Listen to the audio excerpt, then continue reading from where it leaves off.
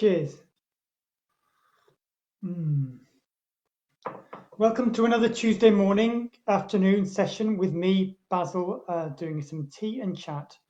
I hope you've got your kettle on and ready to sit down and enjoy a cup of tea with me. I just have mine there, and I'm going to read you some lovely poems celebrating diversity. This week is HiVis week, which is celebrating what libraries do for people with visual impairments. I'm going to do some poems about that and more generally about diversity. Okay, I hope you enjoy this teen chat, and if you could comment at the end of the session, tell us what difference it made to your day, that would be lovely as well. Okay, thank you. Okay, I'm going to start with a poem by John Milton called On His Blindness. Now, John Milton, a poet from the 17th century, a long time ago, historian, pamphleteer, writer of prose and poet, a very significant author, very dense, and it's quite hard to unpick everything it says.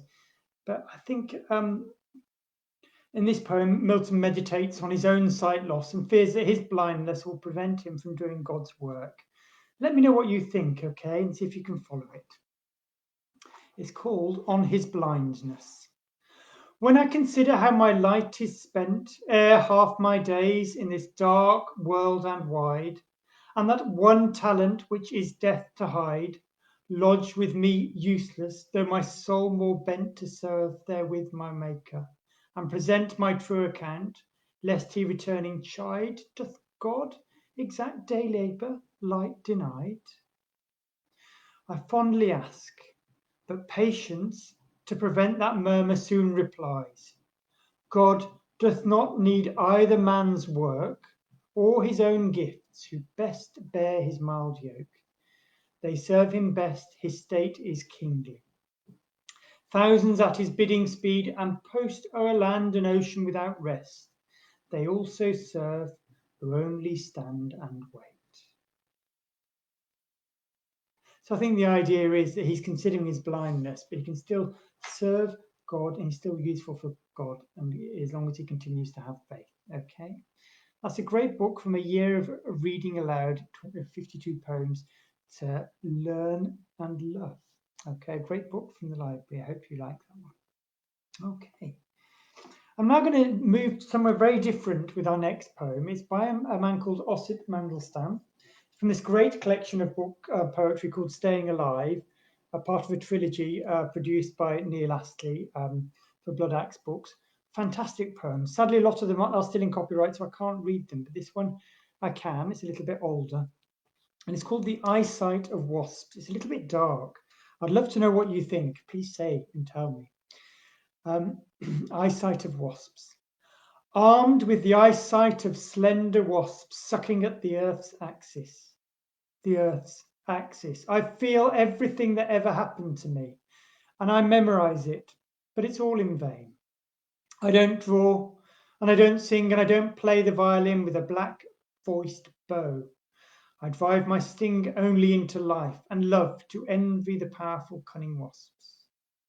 Oh, if I could be compelled by the sting of the air and the summer warmth to pass through the worlds of dreams and death, to sense the Earth's axis. The Earth's axis. It's quite a moving poem. That it's worth reading a couple of times. Osip Mandelstam was persecuted under Stalin in the former Soviet Union, it's in the original Russian, which was written, the os sound comes a lot. Os as in axis or axle. Ossi as in wasps. Sosut is sip or suck. And os in the same sound element in Osip Mandelstam, of course, as well, and Joseph Stalin. So it's quite a challenging poem, that one, but quite an interesting one. And had eyesight in the title, which is one reason why I first chose it. Let me know what you think. Okay. I'm going to do some more poems that you might like, a little bit more sort of familiar ones.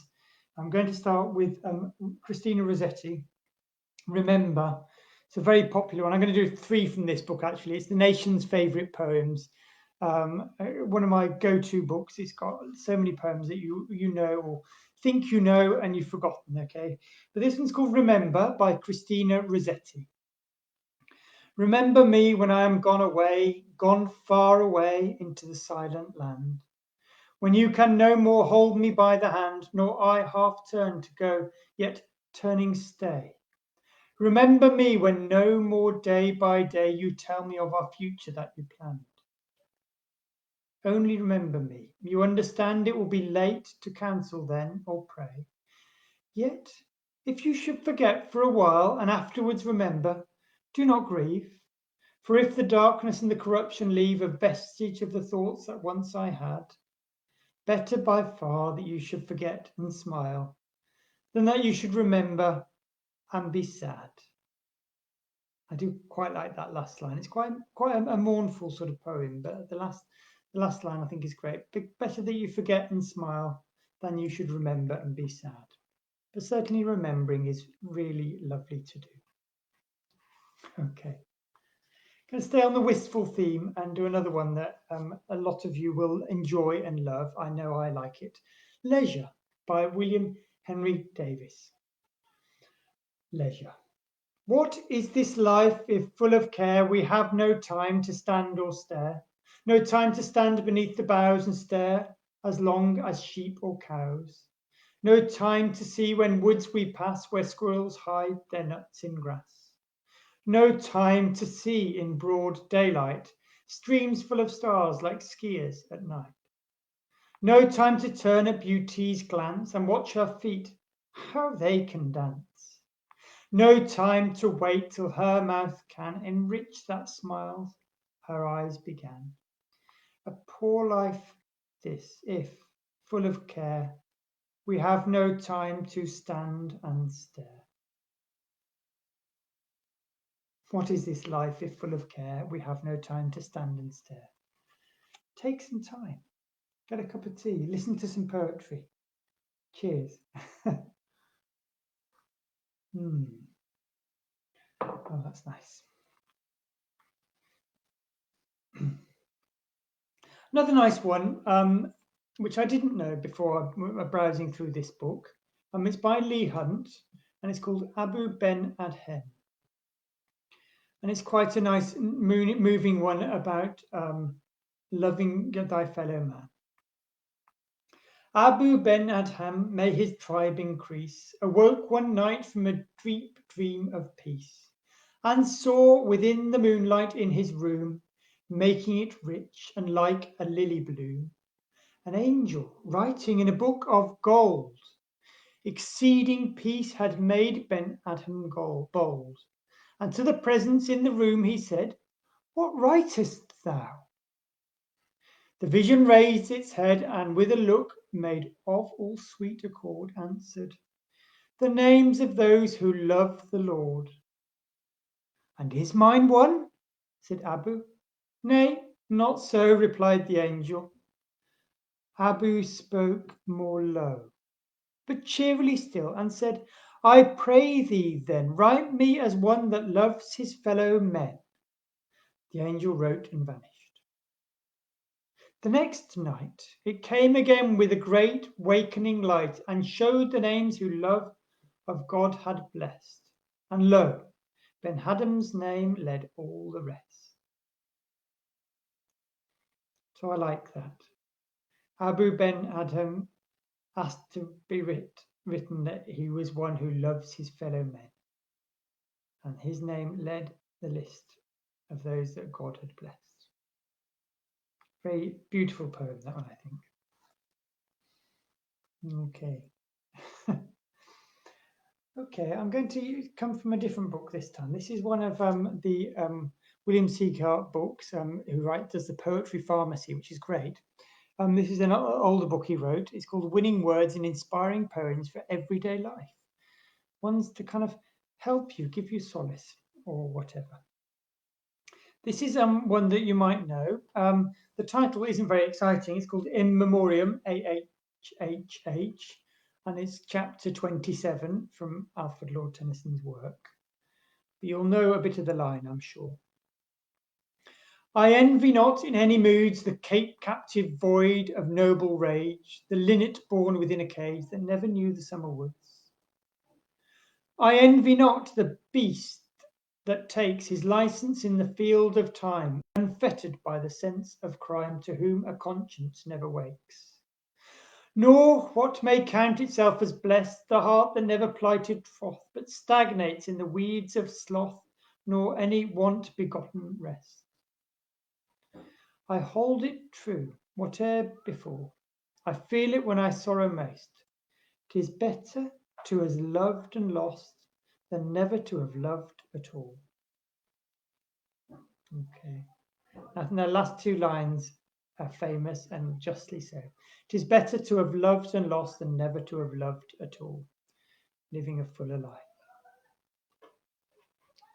Okay. And the last couple of poems I'm also going to do from William Seacard book. This one is actually the Poetry Pharmacy. So more tried and true prescriptions for the heart, mind and soul. And in this one, William Seacard chooses specific poems for specific things. The first one I've chosen is one called it's for the condition of living with difference. So, trusting other people, combating prejudices, all that kind of thing. And this was written by a 14th century Persian poet called Hafaz, who wrote in an age when Muslims, Christians, and Jews existed harmoniously alongside one another within great civilizations. Maybe we could learn from it today. It's called I Am in Love with Every Church by Hafaz. I am in love with every church and mosque and temple and any kind of shrine, because I know it is there that people say the different names of the one God. I am in love with every church and mosque and temple and any kind of shrine, because I know it is there that people say their different names of the only one God.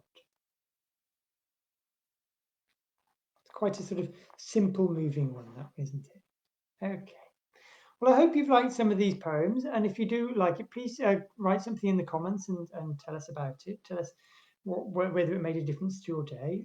We enjoy doing them, and it's lovely to hear feedback from you as well. I'm going to finish with one more that a lot of people know. It's kind of helping people in isolation, loneliness, maybe feeling a bit how they belong as well, by John Donne, and it's called No Man is an Island. No man is an island entire of itself. Every man is a piece of the continent, a part of the main. If a clod be washed away by the sea, Europe is the less, as well as if a promontory were, as well as if a manor of thy friends or of thine own were. Any man's death diminishes me, because I am involved in mankind, and therefore never send to know for whom the bell tolls. It tolls for thee. No man is an island entire of itself, by John Donne. Well, I hope you enjoyed some of those poems and enjoy a cup of tea while listening to them. I do like doing that for you, so thank you ever so much for listening. And give us any comments that you like, okay? You take care, and I'll say bye-bye and see you in a few weeks' time. Bye.